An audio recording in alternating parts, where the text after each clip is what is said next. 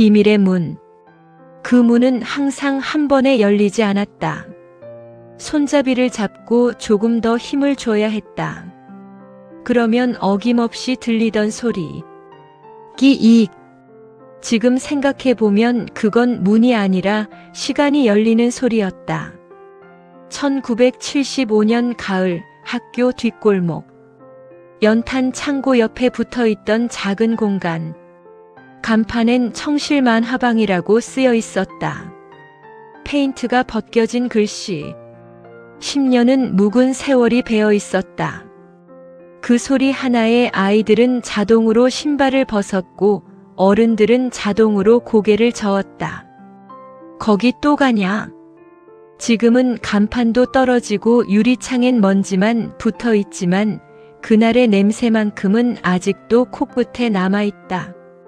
눅눅한 종이 냄새, 라면 스프와 섞인 김 냄새, 그리고 어디선가 늘 풍기던 낡은 담배 향. 비가 오던 날이었다. 주머니 속엔 100원짜리 동전 하나.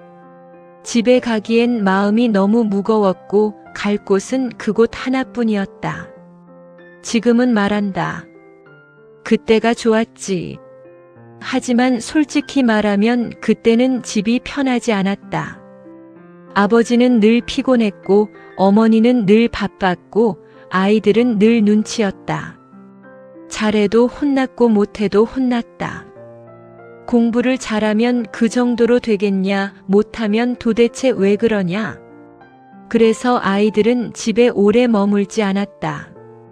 학교가 끝나면 가방을 집에 던져놓고 곧장 골목으로 나왔다. 골목 끝 연탄 창고 옆. 그곳이 우리의 피난처였다. 만화방은 지금 기준으로 보면 엉망이었다. 천장은 낮았고 형광등은 늘 깜빡였고 바닥에 돗자리는 언제 빨았는지 모를 정도였다. 책장은 5개. 좌석이라고 해봐야 낡은 방석 10개가 전부였다. 하지만 그곳엔 세상이 있었다. 로봇이 날아다녔고 정의가 악을 이겼고 약자는 결국 강해졌다. 현실에선 절대 일어나지 않는 일들이 만화책 안에서는 매번 일어났다.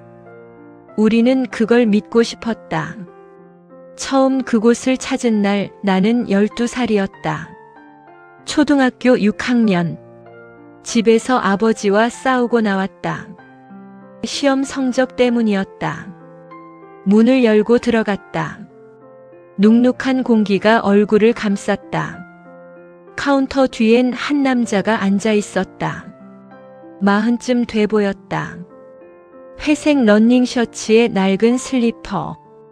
신문 한 장을 펼쳐놓고 있었다. 남자는 고개도 들지 않았다. 그냥 한마디만 했다. 100원. 나는 주머니에서 동전을 꺼내 카운터에 올려놓았다. 남자는 여전히 신문만 보고 있었다. 카운터 뒤에는 늘 같은 사람이 있었다. 회색 러닝 셔츠, 낡은 슬리퍼, 신문 한 장. 그는 항상 앉아 있었고 항상 조용했다. 졸고 있는 것 같아도 누가 몰래 책을 접으면 고개를 들었다. 누군가 라면 국물을 흘리면 신문을 접었다. 누가 돈 없이 들어오면 아무 말 없이 시간을 계산하고 있었다. 그는 친절하지도 불친절하지도 않았다. 그런데 이상하게도 아이들은 그를 무서워했다. 그리고 더 이상하게도 그를 믿었다. 집에서는 큰 소리로 웃지 못했다. 학교에서는 더더욱 못했다. 하지만 만화방에서는 웃을 수 있었다. 웃다가 뒤로 넘어가도 아무도 뭐라 하지 않았다. 가끔은 웃다가 책을 떨어뜨려 먼지가 풀풀 날렸고 그럴 때면 신문 너머로 만화방 주인의 목소리가 날아왔다. 책 다치게 하지 말고 너나 다치지 마라. 그 말이 왜 그렇게 웃겼는지 모른다. 만화방엔 규칙이 있었다. 벽에 붙은 종이에 적혀 있었다. 책 접지 말 것. 찢으면 물어낼 것. 라면 먹고 손 안 씻으면 그날은 끝. 그리고 가장 이상한 규칙. 울면 나가. 처음엔 이해하지 못했다. 웃는 건 되는데 우는 건 왜 안 되는지. 어느 날 구석에서 조용히 울고 있던 아이가 있었다. 만화책 위로 눈물이 떨어지고 있었다. 초등학교 4학년쯤 돼 보이는 남자아이였다. 만화방 주인은 소리를 지르지 않았다. 그냥 일어나 아이에게 다가갔다. 아이의 어깨에 손을 얹었다. 그리고 밖으로 데리고 나갔다. 10분쯤 지났을까? 주인 혼자 돌아왔다. 아무 말도 없었고 다시 카운터 뒤에 앉아 신문을 폈다. 다음 날 알았다. 그 아이는 빵 하나, 우유 하나를 들고 집이 아니라 다른 골목으로 갔다는 것을. 주인이 사준 것이었다. 아이 집은 형편이 어려웠고 그날 아침을 굶고 학교에 갔다고 했다. 그날 이후 나는 알았다. 그는 울음을 싫어한 게 아니라 울음을 방치하지 않는 사람이었다. 만화방은 항상 평화롭지 않았다. 돈 안 내고 책을 보려는 아이, 책을 찢는 아이, 자리 때문에 싸우는 아이들. 그럴 때마다 만화방 주인은 절대 소리를 지르지 않았다. 그냥 천천히 일어나 한마디만 했다. 그만. 그 한마디엔 분노보다 실망이 들어있었다. 그래서 더 무서웠다. 비가 억수같이 쏟아지던 날이었다. 동네에서 소문난 중학생 형들이 들어왔다. 학교에서도 어른들에게도 문제아로 찍힌 형들이었다. 셋이 들어왔다. 그들은 돈도 안 내고 책을 집어 던지고 일부러 페이지를 찢었다. 우리는 숨도 못 쉬고 벽 쪽으로 몰려 있었다. 만화방 주인은 아무 말도 하지 않았다. 형 하나가 비웃듯 말했다. 아저씨, 이거 찢어졌네? 그 순간 만화방 주인이 일어났다. 놀라울 만큼 빠르고 놀라울 만큼 정확했다. 손목을 잡고 몸을 비틀어 형을 바닥에 앉혔다. 소리도 욕도 없었다. 그저 한마디. 나가. 나머지 형들이 벌떡 일어났다. 하지만 주인의 눈빛을 보고 멈췄다. 그 눈엔 분노가 아니라 단호함이 있었다. 형들은 조용히 문을 열고 나갔다. 만화방 주인은 다시 카운터로 돌아갔다. 신문을 폈다. 아무 일도 없었다는 듯이. 그날 우리는 알았다. 저 사람을 함부로 대해선 안 된다는 것을. 그날 이후 만화방은 며칠간 문을 닫았다. 간판은 그대로였지만 자물쇠가 걸려 있었다. 동네엔 소문이 돌았다. 어른들 사이에서였다.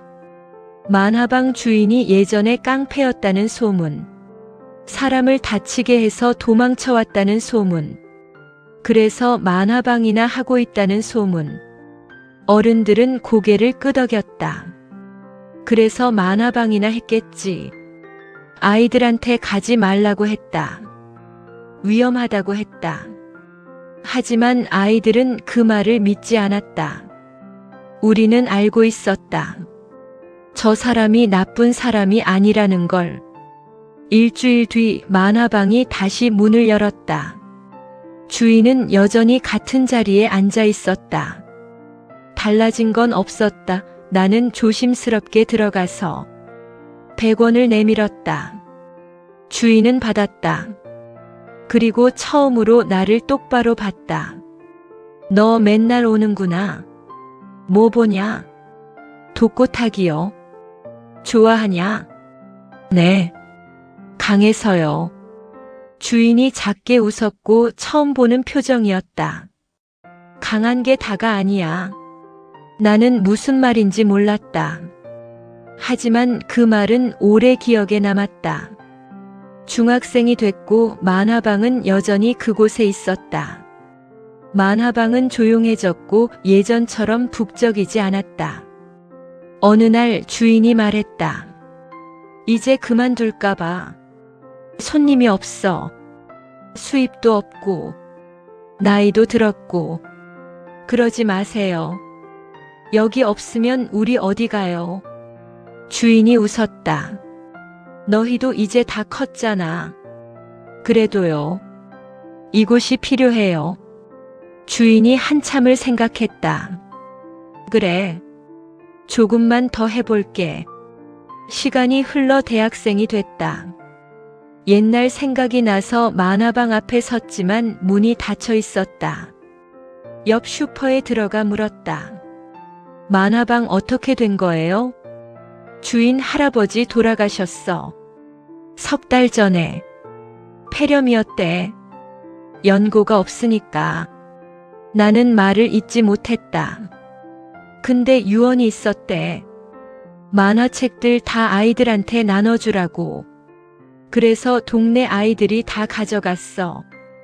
유품은 별로 없었어. 근데 상자 하나 남겼는데 통반장 아저씨가 보관하고 있어. 아저씨가 낡은 상자를 꺼냈다. 낡은 만화책 1권. 독고탁. 내가 처음 봤던 그 책이었다. 사진 1장. 어린 남자아이가 웃고 있었다. 뒷면에 써 있었다. 아들 준호 7살. 편지 1통. 봉투에 우리 이름이 써 있었다.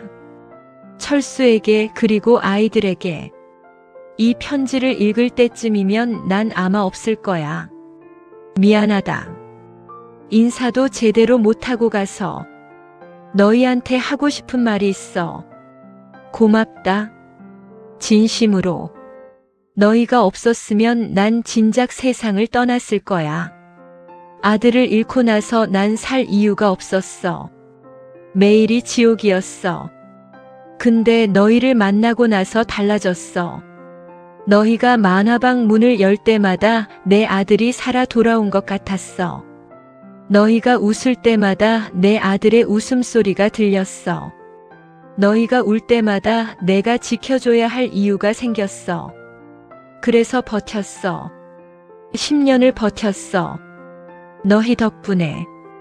이제 너희는 다 컸어. 더 이상 만화방이 필요 없겠지. 그래도 괜찮아. 너희가 행복하면 그걸로 충분해. 부탁이 하나 있어. 살면서 힘들 때가 있을 거야. 포기하고 싶을 때가 있을 거야. 그때 생각해줘. 만화방 주인 아저씨를. 그리고 기억해줘. 세상엔 너희를 지켜보는 사람이 있다는 걸. 너희는 소중하다는 걸. 마지막으로. 강한 게 다가 아니야. 예전에 했던 말 기억하냐? 진짜 강한 건 다시 일어서는 거야. 넘어져도 아파도 다시 일어서는 거. 너희는 할 수 있어. 내가 봐왔으니까. 행복해라. 그게 내 마지막 부탁이야. 편지를 다 읽고 눈물이 멈추지 않았다.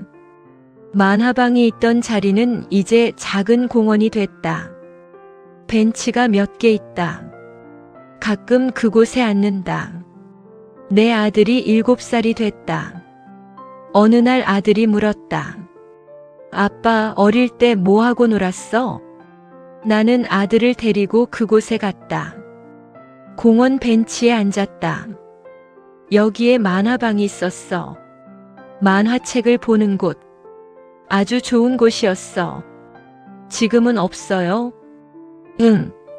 없어. 근데 아빠 마음속엔 아직 있어. 만화방은 사라졌다. 주인도 떠났다. 하지만 남은 것들이 있다. 우리 마음속에 따뜻함, 용기, 사랑. 그것들은 지금도 여기 있다. 우리 안에. 그리고 우리가 만나는 모든 사람에게 전해지고 있다. 그게 만화방 주인이 남긴 진짜 유산이다. 추억은 지나간 시간이 아니라 지금의 나를 만든 조용한 증거다. 그리고 그 증거는 다음 세대로 계속 이어진다. 영원히.